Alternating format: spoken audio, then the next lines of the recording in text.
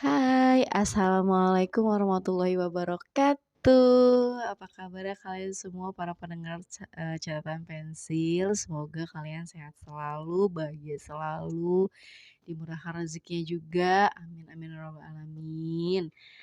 Untuk kalian yang baru gabung, selamat bergabung. Terima kasih untuk kalian yang sudah subscribe, like, dan komen video-video yang sudah aku upload.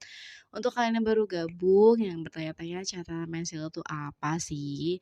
Catatan pensil itu adalah sebuah video atau vlog yang menceritakan tentang apa aja yang mau kita ceritain di sini.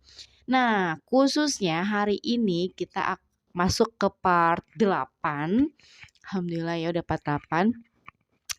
Khusus di part 8 ini edisi spesial ya, kita nggak pakai ngocok seperti biasanya. Aku mau ngebahas tentang eh rumah tangga. Wih. Karena lagi viral banget ya sekarang tentang apa sih ujian-ujian rumah tangga seperti itu. Oke, Oke, kita langsung aja tentang yuk. rumah tangga, asik, atau sebuah pernikahan, atau sebuah insan yang berbeda, atau sebuah pasangan yang dua sejoli. Kalau kita bahas tentang hiruk pikuk rumah tangga itu pasti banyak banget ya masalah-masalah yang terjadi dalam rumah tangga itu nggak cuman satu atau dua atau tiga, tapi berkali-kali lipat seperti itu. Tuh mungkin kalian yang sudah usia pernikahannya itu sudah mencapai 10, 15, 20, 30 tahun pasti tahu banget nih kalau soal hiruk pikuk rumah tangga seperti itu. Nah, sekarang itu kan lagi viral banget ya soal rumah tangga, soal ujian-ujian, soal perceraian, soal perselingkuhan, soal apakah KDRT seperti itu. Nah, kalau misalnya kita lihat nih ya, kita lihat dari kasus-kasus yang lagi viral seperti kisahnya Desta sama Caca yang sekarang lagi eee, masa-masa perceraian mereka, semoga aja untuk Desa sama Caca nggak jadi ya, nggak jadi cerai. Tapi kalaupun mereka pada akhirnya harus pisah, ya itu adalah sebuah keputusan yang hanya mereka yang tahu dan kita sebagai penonton, kita sebagai, fans-nya atau kita sebagai orang yang tahu mereka di media sosial itu, ya kita doakan yang terbaik untuk mereka berdua. Kalau melihat lagi aduh siapa ya lupa, pokoknya ada tuh, lupa banget. Itu juga sama perselingkuhan juga lagi diambang-ambang, pisah ranjang seperti itu ya. Untuk teman-teman yang belum pada nikah, yang khususnya ya, ini khususnya untuk kalian-kalian yang belum pada nikah dulu nih. Eee, Rumah tangga itu bukan suatu hal yang mudah sayang, bukan suatu hal yang enak gitu. Maksudnya dalam arti enak di sini tuh enggak semuanya itu berjalan mulus seperti yang kalian lihat. Kalau kalian lihat Shireen Syungkar sama Tengku Wisnu kan pasti, wah mereka itu bahagia terus, dan something lainnya gitu kan. Tapi belum tentu gitu, siapa tahu mereka sudah melalui semua masa-masa di mana ujian-ujian yang berat-berat itu sudah mereka lalui, seperti itu. Makanya kalau kata orang tua kita, terutama orang tua aku, mereka selalu bilang bahwa nanti tuh ada fasenya di 1 tahun, 2 tahun, 3, 5 kayak gitu kan, 10, 15, 20 dan something lainnya dan seterusnya gitu. Itu pasti mereka punya yang namanya hiruk pikuknya, seperti itu, nggak semuanya berjalan mulus. Tapi yang seperti itu bagaimana kita menyikapinya, sama kok aku juga, pastinya ada trouble-trouble yang hal-hal sepele kayak gitu. Nah, khusus untuk kalian yang belum pada berumah tangga, yang belum menikah, yang takut akan pernikahan juga. Jadi begini ya, kita bahas satu ya. Yang pertama untuk kalian yang usianya sudah misalnya udah 28, 29, 30 khusus perempuan ya, usianya yang udah 28, 29, 30 ke atas kayak gitu. Kalian pasti pernah denger bahasa di mana, "Ih, jangan nikah tuh jangan tua-tua banget gitu, atau nikah tuh jangan di atas 25 tahun, nanti tuh kalian nggak punya anak, entar kalian tuh punya anaknya susah atau yang lain gitu kan. Itu sebenarnya ada baik dan ada buruknya gitu. Baiknya adalah ya kalau misalnya memang rahim kita itu, keturunannya bukan keturunan subur, atau kita itu ya memang punya problem lain, punya problem yang lain gitu, itu bisa dikonsultasikan dan pasti ada jalan keluarnya. Terus kalau misalnya untuk yang, apa namanya, udah 30 tahun ke atas belum nikah, nanti jadi perawan tua, nanti jadi ini jadi itu nggak usah jadikan suatu hal yang ngebuat kalian itu jadi terpaksa nikah gitu. Jangan sampai hal itu terjadi karena banyak banyak banget, bahkan aku punya sahabat juga gitu kan, dia yang udah umur 26 atau 27 seperti itu, menikah tapi cuman bertahan ya 4 bulan, ada yang cuman sekedar yang lepas masa lajang, seperti itu sebenarnya juga tidak baik juga, seperti itu. Jadi kalau misalnya untuk teman-teman yang belum pada nikah, lebih baik kalian matangin dulu niatnya, matangin dulu diri kalian, jangan terpatok sama omongan-omongan orang di luar sana tentang umur, apalagi perempuan, seperti itu. "Perempuan jangan nikah, ini," atau segala macem kayak gitu. Itu nggak usah, tapi kalian lebih kayak gini loh, lebih, apa sih, lebih, apa ya, perkembangan dunia sekarang itu tuh bisa dibilang ya mempengaruhi juga seperti itu, nggak kalau zaman dulu kan usia-usia masih 18, 19, 20 udah, buru-buru nikah gitu kan. Terus kalau misalnya usia-usia yang udah di atas 20, 21, 22, sampai 25 tuh kayak udah tua banget, apalagi udah di atas 25 tuh pasti udah tua banget. Itu jangan terpatok. Gini, aku punya, pengalaman, jadi,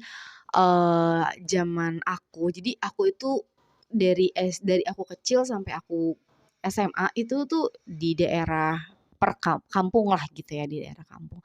Tapi setelah aku masuk kuliah itu aku masuk yang, di kotanya lah ibaratnya masih udah hampir-hampir mendekati kota gitu. Nah itu tuh aku ngerasain banget yang namanya perbedaannya dari, sudut pandang, terutama sudut pandang orang tua. Jadi aku punya sahabat dulu, sahabat sahabat aku dia itu dari kita SD, SMP, SMA itu kita bareng terus kayak gitu. Nah, itu aku dapet dari orang tua sahabat aku tuh dia ngomong gini, aku ingat banget. Padahal kita tuh posisinya masih masih pada muda gitu kan, masih pada apa, masih pada remaja, belum ada kepikiran untuk menjenjang berikutnya itu tuh belum ada gitu. Kita masih fokus sama, mau masuk SMA gitu kan. Nah, pas kita udah tahu yang namanya pacaran dan something lain, itu tuh inget banget. Jadi si mama, aku sebut mama ya, si mama ini tuh dia bilang gini, "Neng, entar kalau misalnya udah lulus SMA, mau kuliah atau mau langsung nikah atau mau kerja?" Gitu kan. Terus, karena pemikiran keluargaku itu, mama terutama itu kan pasti mereka pengen dong anak-anaknya itu lebih dari beliau gitu kan. Nah kalau ini tuh enggak gitu, justru dia tuh ngeluarin statement seperti ini, "Kalau perempuan mah deh jangan sekolah tinggi-tinggi gitu, ngapain sekolah tinggi-tinggi deh, ujung-ujungnya juga bakal jadi ibu rumah tangga juga, ujung-ujungnya bakal di dapur juga, ujung-ujungnya bakal ngurusin suami dan anak-anak juga," kayak gitu. Itu pada dasarnya aku berpikir bahwa, "Oh iya juga ya, benar juga ya," seperti itu. Tapi setelah aku pindah, aku merantau gitu kan, aku pergi dan bertemu sama kelompok-kelompok, orang tua yang emang dasarnya mereka itu, apa sih namanya ya kalau wanita karir gitu, wanita karir terus sama mereka itu, pemikirannya itu ya mindset-nya panjang gitu untuk hidup ke depannya gitu, itu beda. Nah, di teman kuliah aku itu, dia itu ternyata pas aku terjun tuh di dunia perkuliahan itu enggak semua orang yang seumuran gitu, enggak semua orang yang masuk kuliah itu adalah orang-orang yang beruntung gitu, ternyata tuh enggak gitu. Dan justru umur-umur yang tadinya kita takutin gitu kan, umur-umur yang kita takutin belum nikah ternyata teman-temanku tuh banyak banget yang dia udah umur 24, 25, 26, 27, bahkan mereka masih santai aja gitu, karena mereka ngejar itu. Mereka ngejar bahwa kalau gue nggak lulus S1 nanti gue mau gimana, entar anak gue gimana gitu. Terus ada statement seperti ini dari bunda ya, sebut namanya, iya sebutlah bunda. Jadi bunda tuh bilang gini, ini pemikiran ibu yang, pemikirannya udah luas banget gitu ya, udah nggak seperti yang sebelumnya gitu.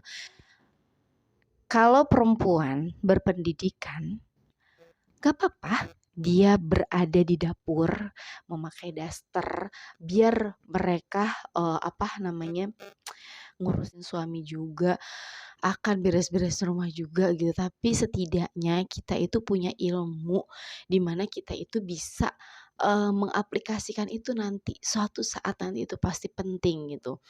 Pola pikirnya jadi gini, setelah kita menjadi seorang yang berpendidikan, otomatis pola pikirnya, gaya hidup kita itu akan sangat-sangat amat berbeda karena ya pergaulannya itu udah sangat jauh seperti itu.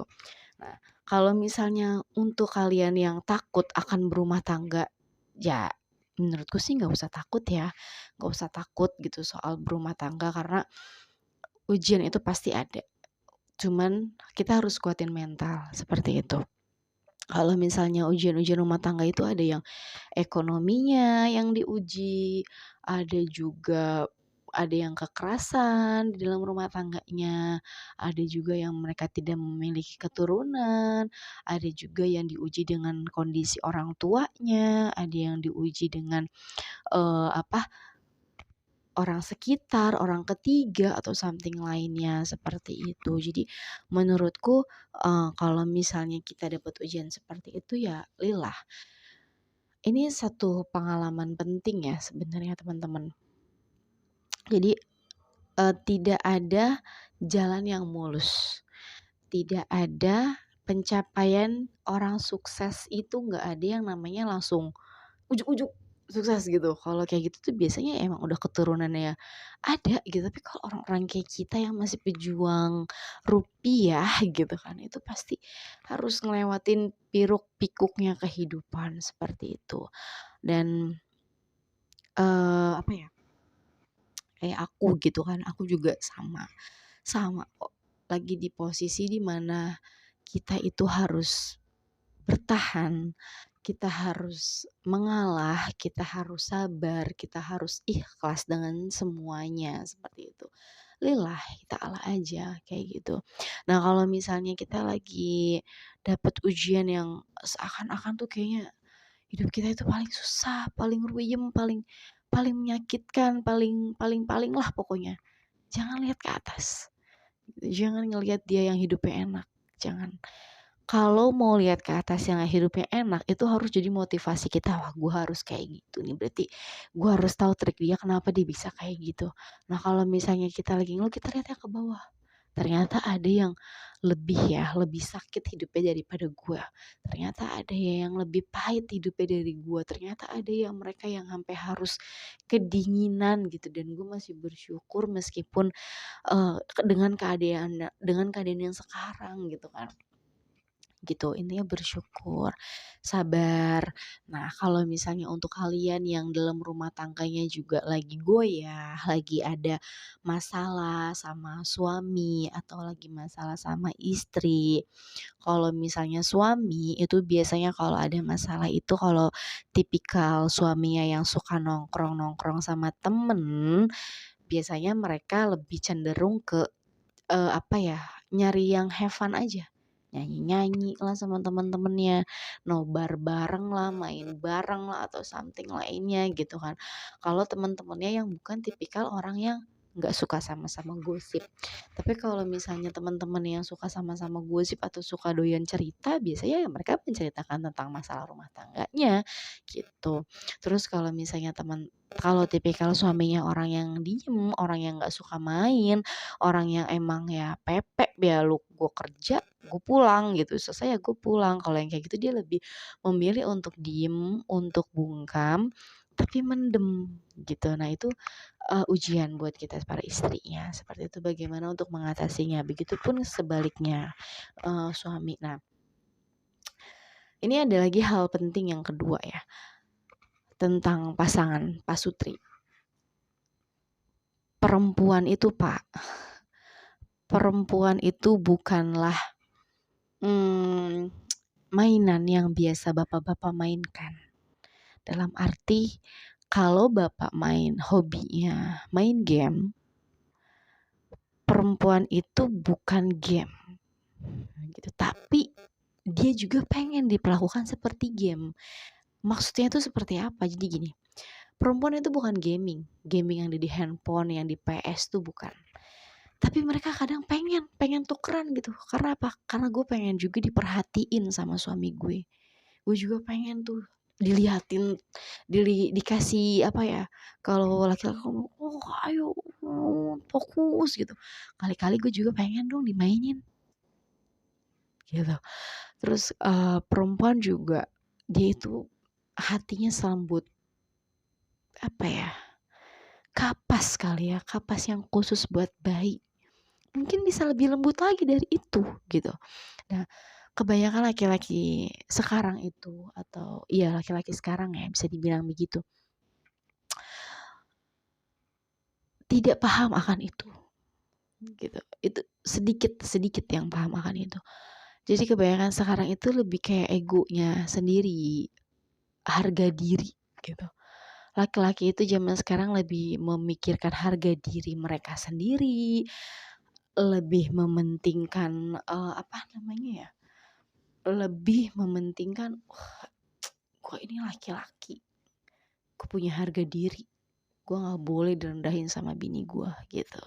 Padahal salah Pak, salah banget. Bapak kalau kayak gitu salah banget. Yang bener tuh Pak, ini ya khusus nih ya buat lo semua yang para suami ya. Bini lu marah, bini lu marah-marah, itu pasti ada sebabnya. Jadi jangan lu cuman salahin bini lu doang, kayak gitu. Kebanyakan suami-suami zaman sekarang kan bini kagak dandan, bini pakai daster doang, bini nggak wangi di rumah disalahin bini. Bener kagak? Padahal mah kalau dipikir-pikir jangan salahin bini Pak, salahnya tuh bapak, kenapa nggak ngebeliin? Nah ini penting ya, ini penting banget nih buat suami-suami nih. Istri itu sangat suka diberikan hadiah. Meskipun nilainya nggak harus berlian, nggak harus emas, tapi istri tuh suka. Suami beliin coklat yang dipitain aja, dijamin deh, pasti dipoto, upload ke sosial media.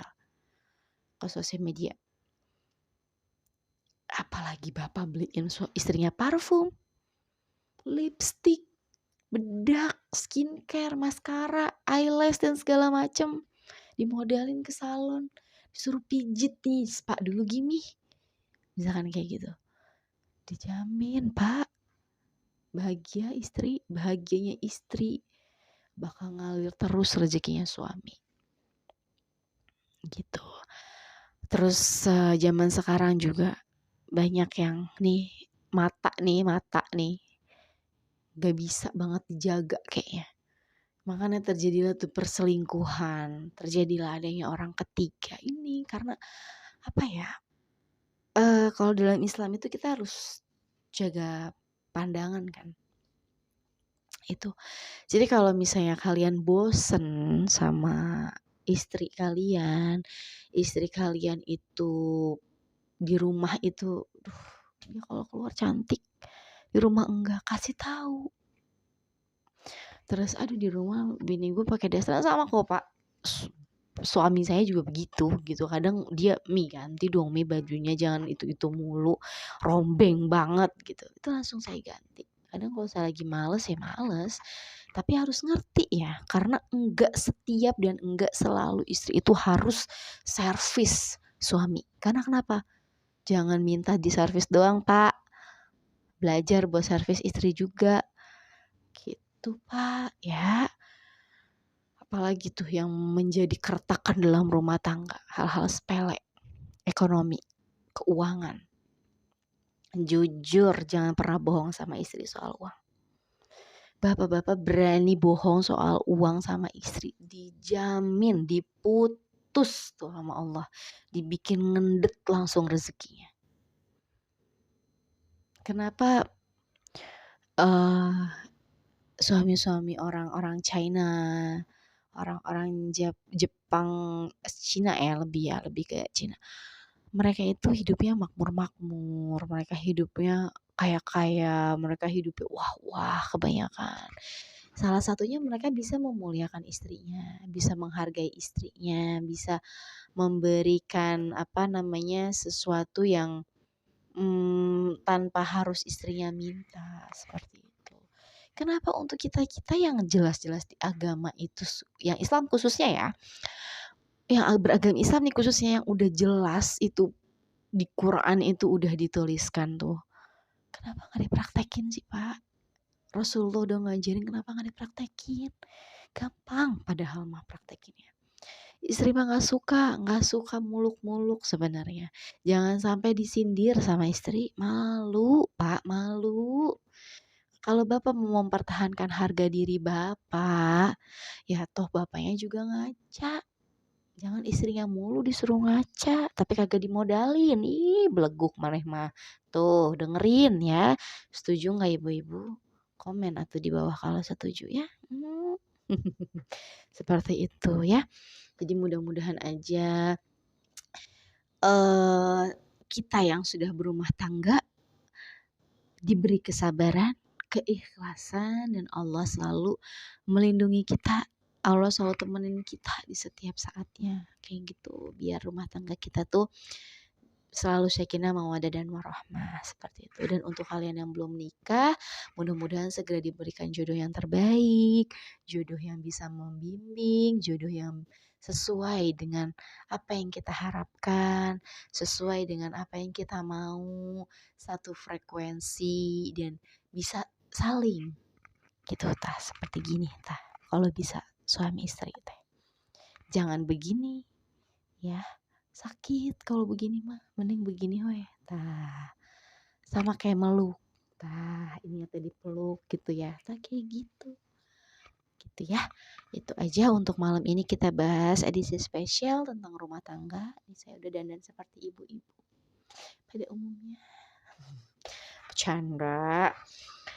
Oke, sampai di sini dulu untuk para pendengar catatan pensil. Terima kasih banyak untuk kalian yang udah subscribe, untuk kalian yang udah like, udah komen, dan untuk kalian yang mau berbagi cerita, hayu mangga langsung aja kirim email ke viananda@gmail.com atau komen di bawah. Nggak jadi masalah, hayu sharing, yang mau diceritain boleh, yang pengen cerita silahkan, nanti aku angkat ceritanya di sini. Seperti itu ya ibu-ibu, bapak-bapak, semoga apa yang aku sampaikan dapat bermanfaat. Assalamualaikum.